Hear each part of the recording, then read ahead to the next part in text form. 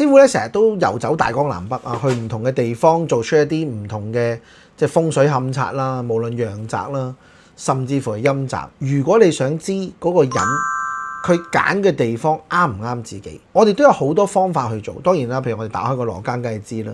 咁曾經師傅咧就同屋企人咧就發生咗一個有趣嘅事，因為咧我國內都有好多親戚喺國內度住。咁有一次咧就係我有一個好即係長輩嘅長輩啦。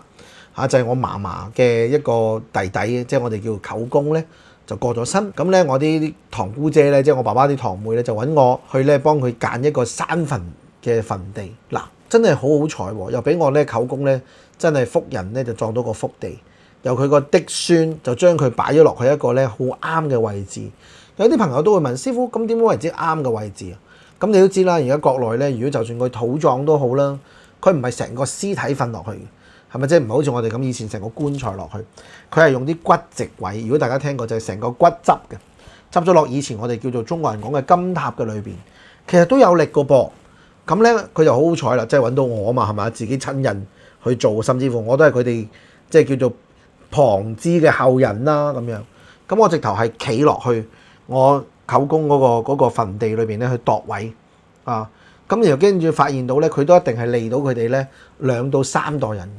咁所以都揀咗一個唔錯嘅一個風水叫做寶地啦。咁同埋咧，佢啲位好靚嘅，左青龍右白虎都好好。原本咧我咁要揀佢咧，因為我舅公咧有3個女，而家1個仔嘅。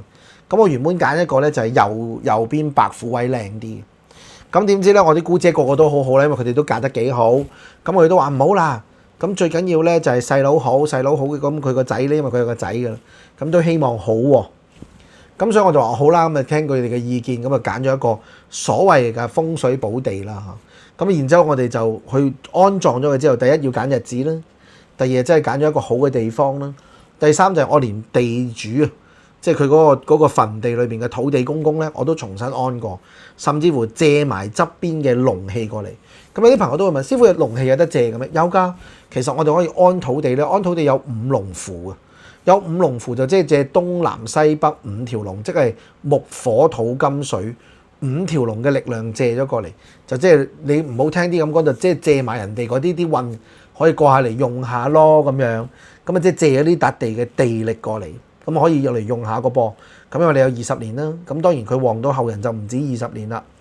神奇嘅事又發生咯喎，咁點解我話會靈驗呢？因為呢件事發生喺幾時呢？就係疫情前。